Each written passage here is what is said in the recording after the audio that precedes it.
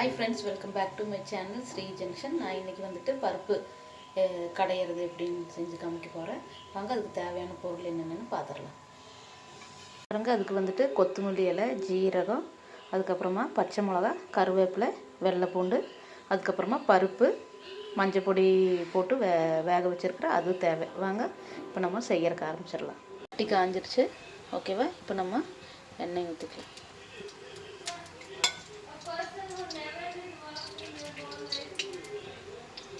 தேவையான அளவு. ஓகே,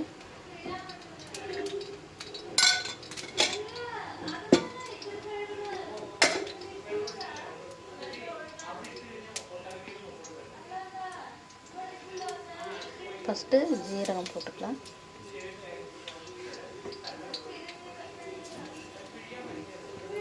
பச்சை மிளகா,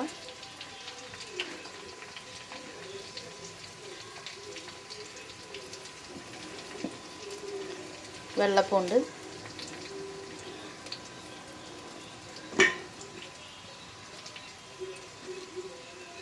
கருவேப்பிலை. பாருங்க, இதெல்லாம் நல்லா ப்ரௌன் கலராக ஆகணும், வெள்ளை பூண்டெல்லாம். அதுக்கப்புறமா நம்ம பருப்பு, அப்புறமா நம்ம கொத்தமல்லி இதெல்லாம் லாஸ்ட்டு போட்டுக்கலாம். பருப்பு நல்லா போட்டு உப்பு போட்டு நல்லா கொதிச்சிடுமே. பருப்பு வந்துட்டு வெந்திருக்கு. நம்ம வந்துட்டு கொஞ்சம் ரசத்துக்கு 2 தக்காளியும் தண்ணி எடுத்து வச்சதுக்கப்புறமா இதை வந்துட்டு மத்தில் போட்டு கடைஞ்சிடலாம். நம்ம மத்தில் நல்லா கடைஞ்சிக்கலாம். வந்து நல்லா கடைஞ்சிட்டோம். நம்ம தாளித்து விட்டுறதுல போட்டு கொதிக்க வைக்கலாம். நல்லா ஃப்ரை ஆகிடுச்சு. இதில் இனி பருப்பு ஊற்றிக்கலாம்.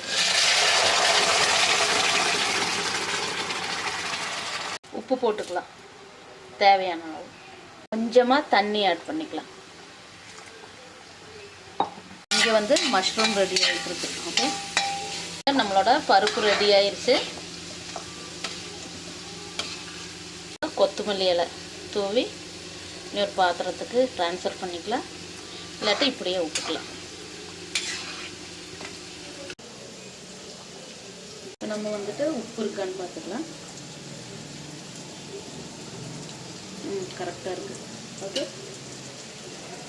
பருப்பு ரெடி ஆகிக்கிட்டு இதே மாதிரி நீங்கள் உங்கள் வீட்டில் செஞ்சு பாருங்கள். ரொம்ப டேஸ்ட்டாக இருக்கும்.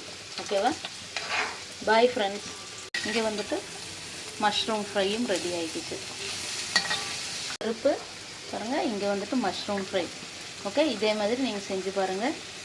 நல்லா டேஸ்ட்டாக இருக்கும். இது வந்துட்டு சும்மா மஞ்சள் பொடி உப்பு போட்டு வேக வச்சுட்டு அதுக்கப்புறமா மிளகா பொடி போட்டு எண்ணெய் ஊற்றி நல்லா ஃப்ரை பண்ணியிருக்கோம்.